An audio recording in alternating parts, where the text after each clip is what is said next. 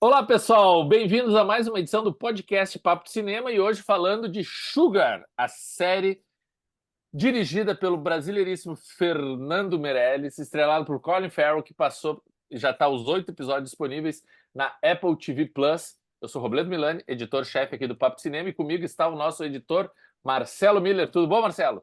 Beleza, Robledo? Vamos falar sobre essa série que empolgou. No começo empolgou, deixou a gente feliz, né? Aliás, eu sei que eu sou o responsável, tanto pelo Robledo como pelo Vitor, terem se empolgado também para assistir Sugar, e talvez nos últimos episódios tenha que pedir desculpas a vocês. Mas não, tô brincando, a série tem muitas coisas legais sobre as quais a gente vai discutir aqui nesse nosso podcast especial Sugar. Bom, a gente está falando de Sugar porque foi realmente uma série.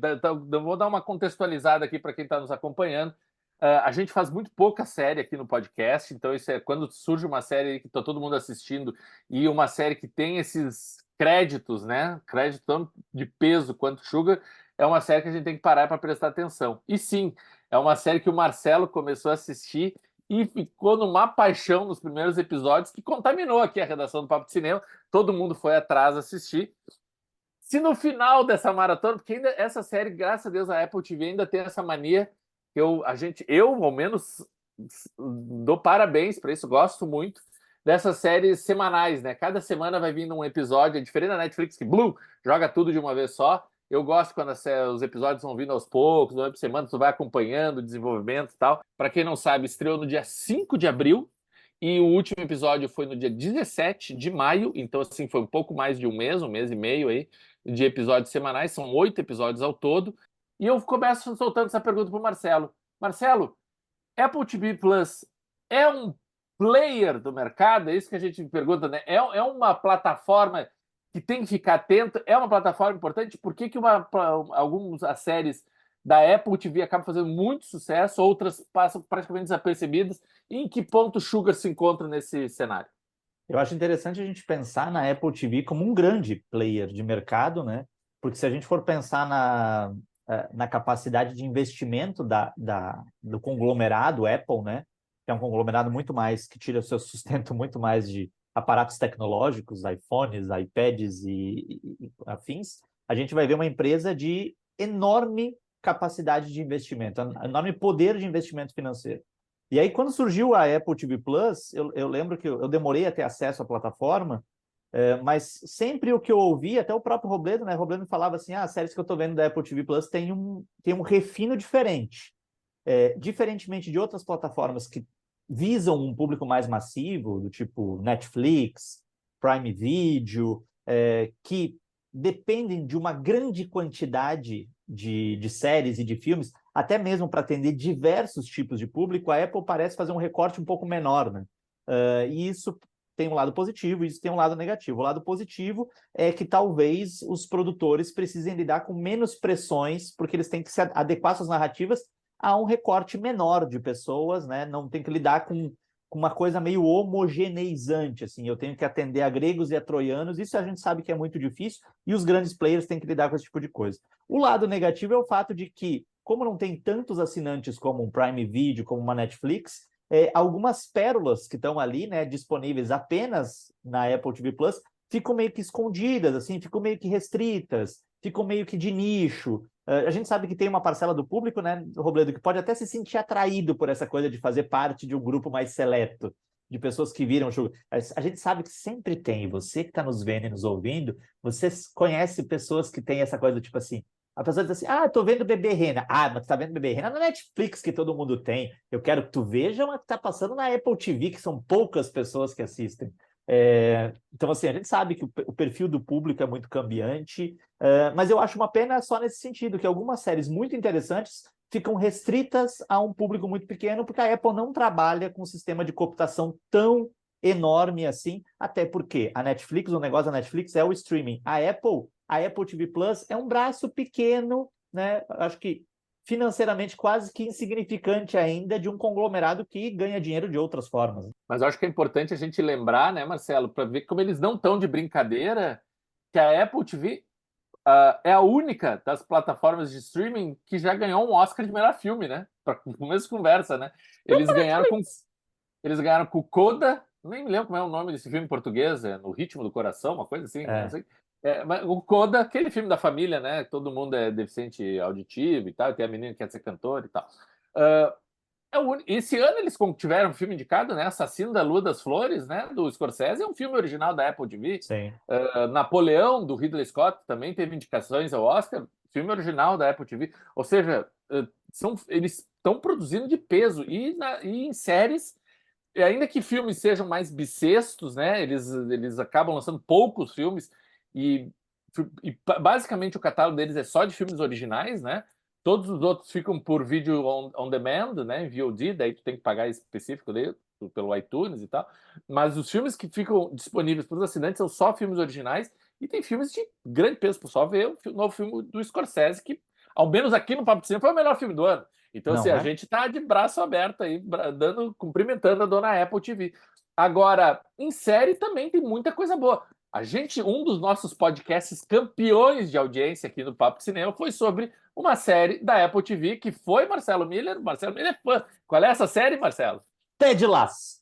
Ted Lasso, nosso querido Ted Lasso, que aliás talvez seja, né? Não sei se a tua percepção também é essa, ou se até tem números, Robert. Talvez seja a série mais popular da Apple TV, né? A que mais. Eu lembro que uma época eu vi um estudo que até tinha sido uma das séries mais pirateadas da Apple TV Plus, o Ted Lasso, porque ela foi furando a bolha, né? Foi furando a É. bolha os amantes de futebol, porque é uma série que se passa no ambiente de futebol, mas você que está aí, que nunca viu o Ted Lasso, volte a algumas casas e ouça o podcast Papo Cinema, que a gente defende muito essa ideia. Por exemplo, o Robledo não é um fã do futebol, é um colorado assim, fajuto, mas também gostou da série, porque a série é ambientada no mundo do futebol, mas ela não é cifrada para quem não gosta desse universo. Então talvez tenha sido a série mais popular. Algumas pessoas ainda estão, né, se questionando, vamos ter mais temporadas de Ted Lasso? Né? Ela furou um pouquinho a bolha, e o Sugar, talvez, eu vi um movimento assim parecido, embora o Sugar eu acho que seja uma série ainda de um apelo muito específico. O Metacritic, que é um site agrupador de críticas, a série está com média 6,7 sobre 10. Então, assim, 6,7 é positivo, está acima de 6. No IMDB, que quem vota é o público, a série está com nota 7,7, Ótimo. melhor ainda. E no Rotten Tomatoes, tá com nota 8,1, Marcelo. Então, ó, 6,7 no Metacritic, 7,7 no IMDb e 8,1 no Rotten Tomatoes. Todas essas notas maiores que a do Papo de Cinema, cuja crítica foi de Marcelo Miller e deu nota 6. O Marcelo deu nota 3 estrelas, né? De 5 estrelas, ele deu 3 estrelas redondinhas pro Sugar. Só que assim, eu peguei algumas críticas de pessoal comentando sobre a série e tu vê que tá bem dividida Sim. a recepção, sabe? Por exemplo, no site do Roger Ebert, que o Roger Ebert já é falecido, foi um dos maiores críticos, né? Um crítico que ganhou o Pulitzer e tal, e mantém o site com o nome dele até hoje e tal. A crítica começa falando do Colin Farrell, diz que o Colin Farrell brilha, a chamada, como o Sugar, John Sugar, né? Que é o protagonista, esse detetive particular.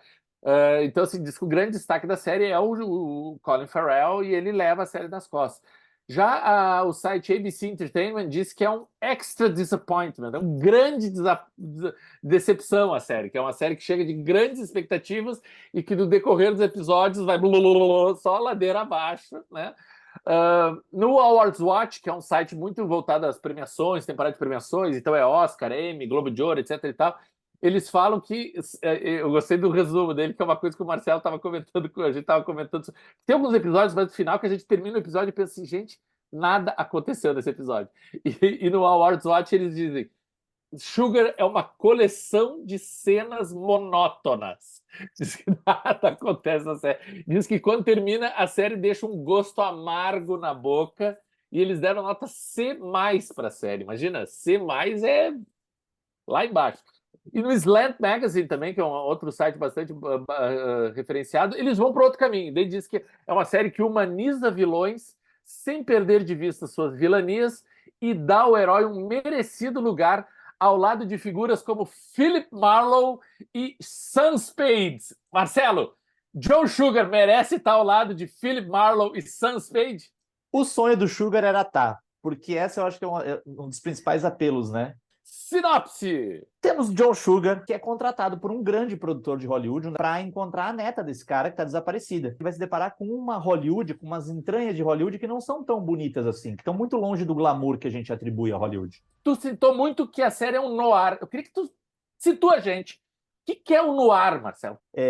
O noir, há uma divergência entre teóricos se o noir já poderia ser considerado um gênero, ou se o noir seria mais um filão cinematográfico. Porque a gente tem regras muito conhecidas e muito reproduzidas que facilmente nos permitem identificar o noir. O noir geralmente é protagonizado por um detetive particular, que muito provavelmente teve um passado como policial ou como agente da lei, e que já não é mais um agente da lei por alguma merda que ele fez, por alguma coisa assim. Ou seja, ele é alguém que provou do gosto da legalidade, mas também tem algo ali meio ilegal. Ele é um personagem muito manchado, ele é um personagem muito machucado, e ele vai se deparar com uma... Ele vai ser contratado por alguém. Aliás, quem aí assiste Noir sabe, fiquem ligados em quem contrata os detetives no Noir, porque geralmente o contratante é filha da puta. Aliás, o Noir é curioso porque tem essas regras, elas são tão duras que elas podem gerar até uma estereotipia, né? A gente já sabe mais ou menos para qual lado, assim. Eu acho que, atualmente, o grande barato é de que maneira eu reatualizo ou reaproveito esses elementos do noir. Mas aí o noir vai ter essa é uma história detetivesca, que muitas vezes é encontrar alguém que está desaparecido, ou é resgatar alguém que está nas mãos de um bandido, ou é desvendar um grande mistério. A gente vai ter a figura da femme fatale, que geralmente é essa mulher, muitas vezes loura, que é envolvida, ou que às vezes até é a grande contratante do protagonista, e que está mais envolvida na questão negativa da situação do que ela aparenta no primeiro momento. O noir é um tipo de narrativa policialesca que vai ter sempre essa questão da culpa, da mentira, né, de construir um roteiro labiríntico para que o personagem se perca, e a partir do momento que o personagem estabelece uma linha de identificação para o espectador, também o espectador fica perdido junto com o protagonista. E Até o noir, porque o noir tem esse ponto de vista do protagonista, e nem sempre sim, as percepções dele são fiéis, né? a gente é levado a ler esse mundo como o protagonista lê, só que na verdade é isso, a leitura esse é um personagem que ele está muito próximo daquela ideia do narrador não confiável, né? Porque nem tudo que ele olha, nem tudo que ele interpreta é a realidade. Ele está muito condicionado nesse processo. O noir fez muito sucesso na Hollywood dos anos 30, 40 e comecinho dos anos 50, e assim como o faroeste, com a mudança de Hollywood, né, com a mudança da chegada da nova Hollywood, as mudanças estruturais que Hollywood passou ali entre os anos 50 e os anos 60, o noir acabou se transformando numa espécie de ou filão ou gênero muito referencial. Então, atualmente, a gente tem muitos filmes e muitas séries que recorrem aos arquétipos do noir. Mas e Sugar, Marcelo, o que Sugar acrescenta dentro desse arquétipo? É uma homenagem, é uma paródia, é um deboche, é uma sátira? Como é que Sugar se encaixa dentro aí do noir, então? Eu acho que a gente poderia, Robledo, chamar o Sugar de um neo-noir, porque ele vai fazer uma homenagem escancarada ao noir. O Sugar, o John Sugar, é um personagem retirado, é um decalque desses personagens clássicos do noir, embora, respondendo uma pergunta que tu fez lá atrás, eu acho que ele é um personagem muito legal, mas ele não merece estar no mesmo patamar do Marlowe, do Spade, que são os personagens mais clássicos do noir, né, que foram interpretados, inclusive, por Humphrey Bogart, né? Embora eu acho que assim, um dos grandes destaques da série, sem dúvida, seja o Colin Farrell, está muito bem, mas a gente vai falar um pouquinho melhor disso depois. Então, a gente primeiro tem o detetive noir, que é clássico, que está ali. Ele vai estar embrenhado, ele se revela para a gente em monólogos interiores, outro check. Ele vai estar embrenhado num mistério que vai se desdobrando, se desdobrando, se desdobrando, e vai fazendo com que ele entre cada vez mais Ninguém é confiável, né? Ninguém é confiável, né? A gente tem um personagem que é machucado por algo do passado. Isso não é nenhum spoiler, porque o Sugar fala que talvez a vontade dele de procurar pessoas tenha a ver com o sumiço da irmã dele, né? Porque a irmã dele sumiu, ou seja, ele tem uma motivação que ao mesmo tempo é uma mancha no passado dele, é uma dor que ele carrega. E a gente tem esse mistério. Então, o Sugar, a gente pode dizer que ele... E além de tudo, né, Robledo? Eu acho que essa é uma das coisas que me fisgou já no primeiro episódio. O Sugar, ele próprio é um fã de cinema. E aí, os criadores aproveitam fato de ele ser um fã de cinema para, entre algumas cenas, colocar flashes de noir clássicos. Esse é o gancho. Agora vocês estão começando a entender por que o Marcelo se apaixonou tanto pelo começo da série. É sobre isso que nós vamos falar. E mais, spoiler, porque Sugar tem um plot twist, que é a tradicional reviravolta, que faz tu questionar tudo que tu viu até aquele momento. Chega, é o fatídico episódio 5. Do 5 pro 6, 6. Até o 5 tá uma coisa, no 6 acontece algo que tu pensa assim, caceta, o que aconteceu? Nós vamos falar sobre isso no próximo bloco. Então agora vai um recadinho do nosso editor Vitor Hugo Furtado e daqui a pouco a gente volta.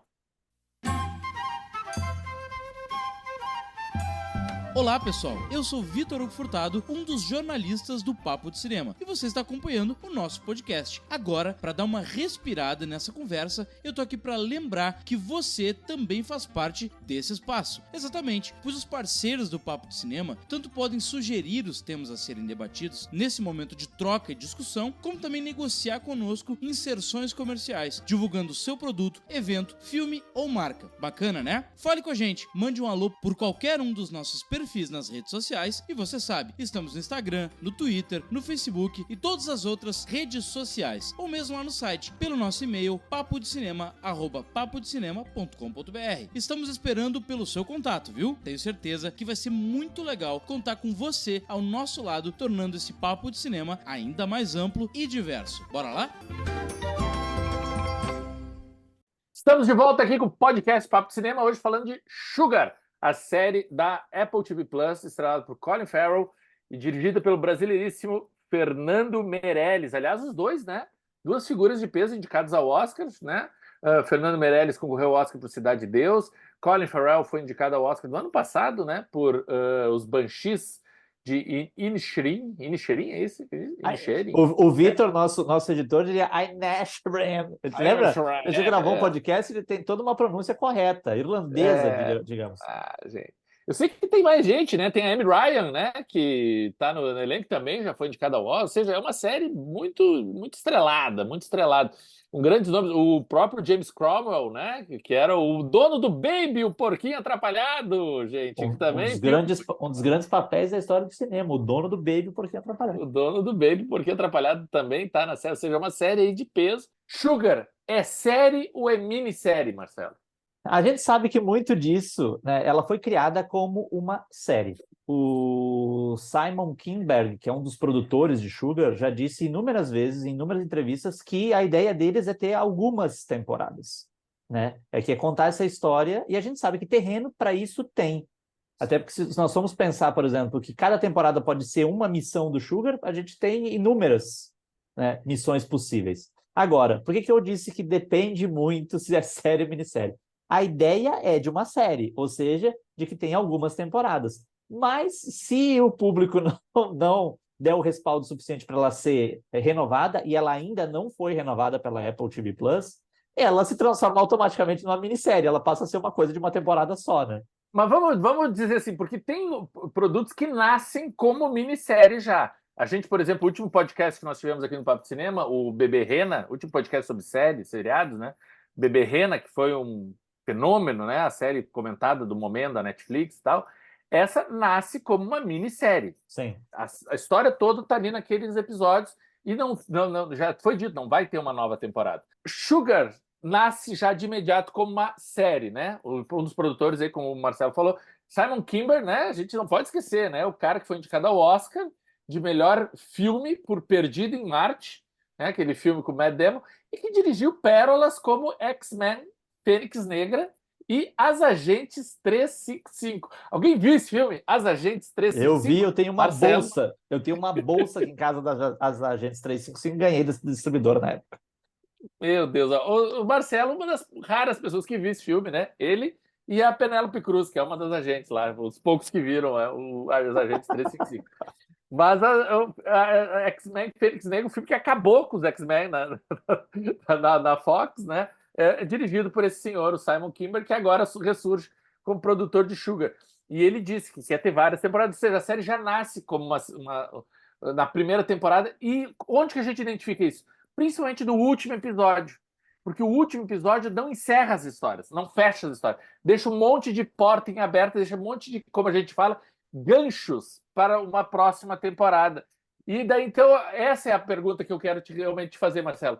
É série merecida. Porque a gente viu pelas avaliações que o público, né, no IMDb deu nota 7.7, estão gostando. A crítica, em geral, apesar de ter gente falando mal, foi tudo nota 6 para cima, 7, 8. Ou seja, parece que agradou o público e crítica. Mas aí eu te pergunto, merece uma segunda temporada? Não teria sido muito melhor se fosse uma minissérie fechadinha, redondinha, ali só esses 8 episódios?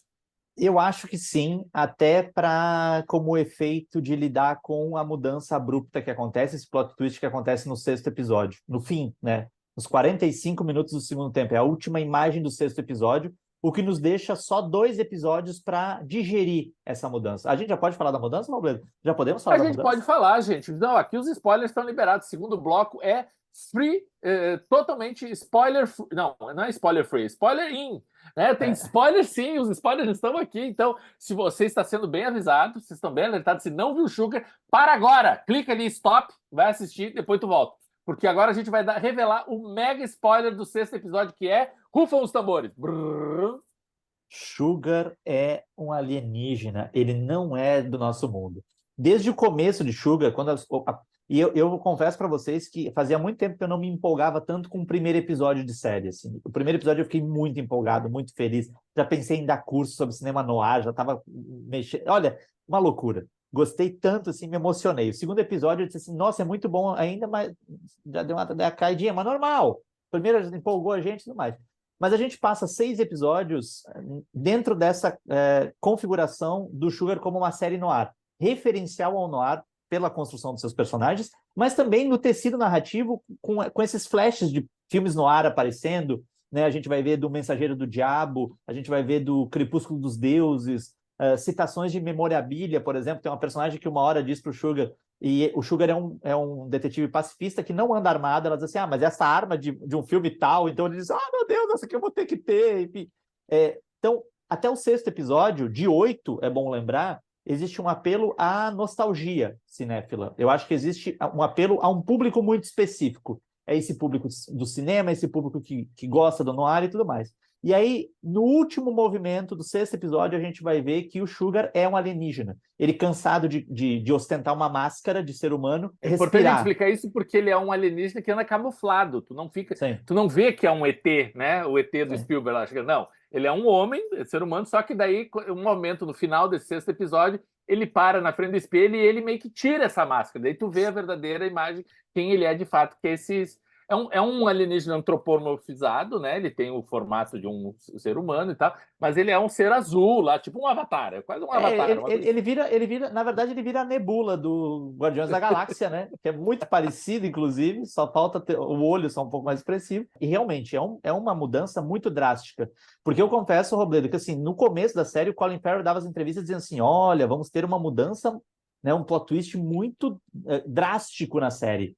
E depois que aconteceu isso, eu fui ler, eu caí como um pato, eu não estava nem prestando atenção nisso, que ele poderia ser qualquer outra coisa. Aí eu fui ver que existia toda uma cultura de gente pensando que ele podia ser um robô, pensando que ele podia ser um alienígena. Eu disse assim, gente, ele é só um detetive muito legal, que gosta de cinema. E aí, nesse sentido, quando isso aparece, até mencionei isso com o Vitor, com o nosso colega, que ele se aproxima muito mais da maneira como o Ridley Scott utilizou o noir, né, dentro de uma lógica futurística de sci-fi no Blade Runner, o Caçador de Androides. Porque em ambos, né, no noir clássico, a gente tem um protagonista que se revela muito, que se confessa muito pra gente, e a partir do olhar dele a gente vai revelando o mundo. No Blade Runner e no Sugar, a gente vai ter um personagem que mantém algo sobre ele que é fundamental e incógnito, e que a gente vai descobrir só lá na frente.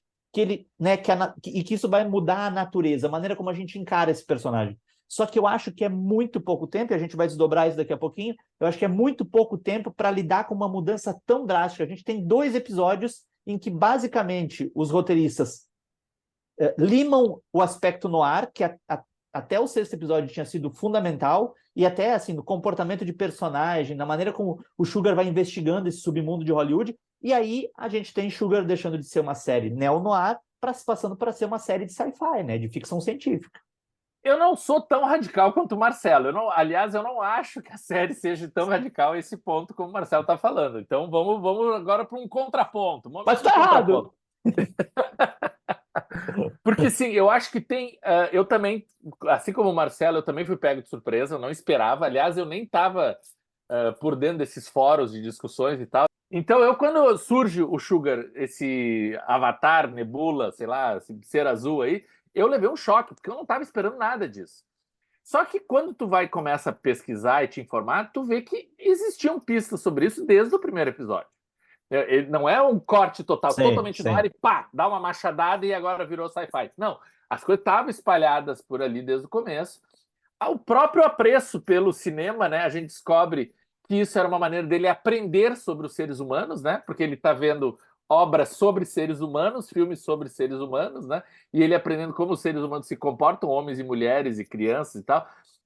Tem outros seres, como ele consegue dominar cachorros, animais, né? Como ele lida com os animais. Tem uma hora que 2 Dobermans ou Pitbull, sei lá, uns cachorros, uns cães de guarda vão atacar ele. Ele só mete a mão ali, os bichos param. Num do segundo episódio, primeiro ou segundo episódio, que ele revela que o álcool não faz efeito nenhum sobre ele, né? Ele diz assim, não, eu posso beber o dia inteiro que eu não vou ter... E tu pensa, nossa... Mas eu conheço... Então eu tenho amigos meus que são alienígenas, Robledo. Agora acabei, plot twist na minha vida. Eu tenho amigos que são alienígenas que tem aquele famoso fígado de Itaipu, que é uma usina, né? O olho que não está preparado não vai identificar. Mas quando tu revê... É tipo... Agora mega spoiler de filme velho, né? Que isso não é spoiler. O Sexto Sentido. Se tu descobre que o Bruce Willis é um fantasma, tu vai ver desde o início, tá lá, desde o início tá claro que ele é um fantasma. Sim. Agora, se tu não sabe que ele é um fantasma, tu vê o filme inteiro, você se dá conta disso. E Sugar é a mesma coisa, então também segue por essa linha. E a partir do momento que revela que ele é um alienígena, eu não acho também que se perca totalmente o noir da história. Porque eu acho que tem muita coisa ainda que tem a resolução de onde essa menina foi parar, por que ela foi sequestrada, quem são essas pessoas que estão em volta dela, o que os alienígenas próprios têm a ver com o sequestro dela. Ou seja, ele próprio faz parte dessa comunidade, digamos assim, que de uma forma ou de outra também se beneficiou do sequestro dessa garota. Então tem muita coisa que está muito entremeado a coisa, não é muito baixadada de um lado ou de outro. Eu acho que as coisas são mais tons de cinza, digamos assim, nesse meio termo entre esses temas. Poderia ser melhor trabalhado? Poderia, certamente. Acho que o seu Fernandinho Meirelles, que não é a primeira série que ele faz, acho que isso é bacana dizer, já fez outras séries, inclusive aqui no Brasil, né? O Pico da Neblina e outras séries aí bacanas também que repercutiram. O próprio Colin Farrell, que já fez pouco tempo, fez uma série de detetive também, né? True Detective, a segunda temporada, se não me engano, é com o Colin Farrell. Que é de chorar de ruim essa segunda temporada. A primeira é tão incrível, a segunda temporada... Mas, assim, eu acho que Sugar tá realmente... É uma proposta, como a gente falou lá no bloco anterior, de oferecer um toque original dentro de um arquétipo já muito desgastado, né? Muito explorado, lá como o Marcelo deu na sua explanação aí, que o noir, seu ápice entre os anos 30 e 50, digamos, ou seja, está mais de meio século em desuso. São exceções que surgem de vez em quando, que se encaixam dentro desse filão. O Sugar surge dentro disso, a gente levou um susto nos primeiros episódios. Olha, fizeram um noir e é bacana, é legal, tal. O Marcelo me convenceu a ver a série quando ele disse, Bledo, o Sugar é um detetive cinéfilo, ele assina Cahiers do Cinema. Quando eu disse, cara, como é que enfiaram Cahiers do Cinema dentro dessa série? E tá lá, de fato, até comenta, é citado e tal. Só que tem uma proposta, tem uma outra camada de leitura que é o sci-fi, que é essa toque original, e eles estão correndo risco, né? É isso que eu acho mais interessante. Por isso que eu não acho que nada acontece. Eu acho que tem algumas coisas, sim, interessantes que acontecem nesses últimos episódios e que deixam essas portas em abertas para uma segunda temporada eventual, que eles estão tendo que fugir, eles estão correndo o risco de serem revelados, denunciados, expostos, digamos, aos seres humanos, que há anos alienígenas estão entre nós, a maioria está querendo fugir, eles estão sendo caçados, e que papel o Sugar vai assumir dentro desse plot maquiavélico, né, essa grande teoria da perseguição entre eles. Tu acha que tem conteúdo, Marcelo? Agora eu te jogo de novo essa bola. para uma segunda temporada do Sugar? Quando estrear a segunda temporada, tu vai estar ansioso para ver o primeiro episódio? Verei, porque o personagem do Colin Farrell, eu acho que a primeira temporada tem problemas estruturais de desenvolvimento, inclusive desses elementos do noir. Por isso que eu acho um pouco abrupta essa mudança, porque a partir do momento que o sci-fi aparece, o Sugar vai perdendo assim as entranhas podres de Hollywood já não são tão importantes. A própria relação da família do Siegel, né, que é essa família cheia de segredos. Os segredos também não são mais segredos. A gente tem um personagem lá que é o irmão da Olivia, que era muito filha da puta, e daqui 15 minutos ele diz: Júlio, quero te entregar tudo, quero te explicar tudo que eu fiz na minha vida. Eu acho que tem umas viradas ruins. Dito isso, eu acho que para uma segunda temporada, uma vez que a gente já sabe que se trata de um sci-fi, eu acho que vai ter essa possibilidade de desenvolver essa história sem ter essa necessidade de fazer uma virada, a não ser que seja uma marca, né, registrada. E a gente vai saber no 6º episódio da segunda temporada que, na verdade, é um faroeste. E na 3ª temporada que se trata de um filme de terror. E na eu estou esperando pela 4ª temporada, quando virar tudo musical. Daí eu vou gostar mais. Não é? Marcelo, tu deu nota 6 para Sugar no teu texto. Eu daria um pouquinho mais, eu daria um 7. Eu acho que 7. Então, assim, a gente vai entre 6 e 7. Então, um cara legal. Então, eu sou um cara legal. Eu sou o cara legal aqui do Papo de Cinema. Vocês acham que eu sou o bad cop e o Marcelo é o good cop? É o contrário, gente. John Sugar. And the sky is gray. I'm a private investigator. They told me that you do one thing and one thing only.